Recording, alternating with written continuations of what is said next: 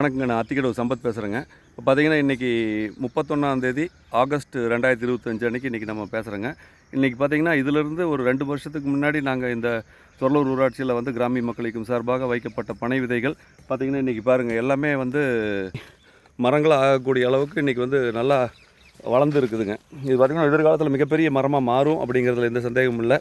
நம்ம ஒவ்வொருத்தருமே வந்து இந்த பனை மரங்களை அதிகப்படுத்துறதுக்கு ஒவ்வொருத்தரும் அந்தந்த கிராமத்தில் அந்தந்த ஊராட்சியில் இருக்கிற குளம் குட்டைகளில் அதிகப்படியான பனை விதைகளை நடணுங்கிறத கிராமிய மக்கள் இயக்கம் சாராக கேட்டுக்கிறோம். ஏன்னா இன்றைக்கி பார்த்திங்கன்னா நம்ம தமிழ்நாட்டில் தானுங்க பார்த்திங்கன்னா இந்தியாவிலேயே பார்த்திங்கன்னா அதிகப்படியான பனை மரங்கள் இருந்தது தமிழ்நாடு அப்படிங்கிறாங்க.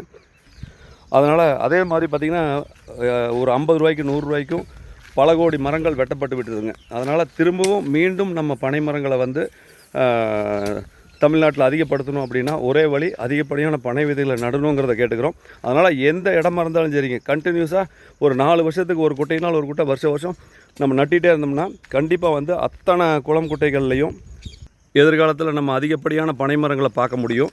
அதனால் ஒவ்வொருத்தரோட பங்கும் இதில் இருக்கணும் அப்படிங்கிறத வந்து நம்ம மீண்டும் மீண்டும் கேட்டுக்கிறோங்க. ஏன்னா எதிர்காலத்தில் இது மிகப்பெரிய மரங்களாக மாறும் பொழுது கண்டிப்பாக வந்து நம்மளுக்கும் நம்ம வச்ச பனை விதைகள் இன்றைக்கி மிகப்பெரிய மரங்களாக மாறி இருக்குது அப்படிங்கிறது மிகப்பெரிய சந்தோஷத்தை கொடுக்கும். அதனால் ஒவ்வொருத்தரும் இந்த பனை விதைகளை நட்டு பனை மரங்களை உருவாக்கணுங்கிறத மீண்டும் கிராமிய மக்களுக்கும் சார்பாக அனைவரையும் அன்போடு கேட்டுக்கொள்கிறோம். நன்றி.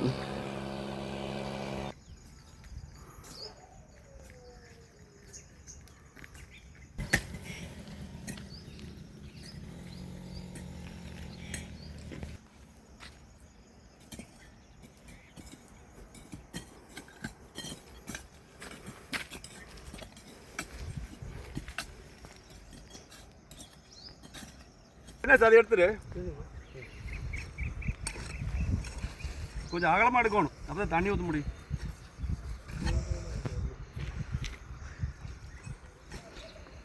இது குழி எறும்பு வேறு எக்கச்சக்கமாக.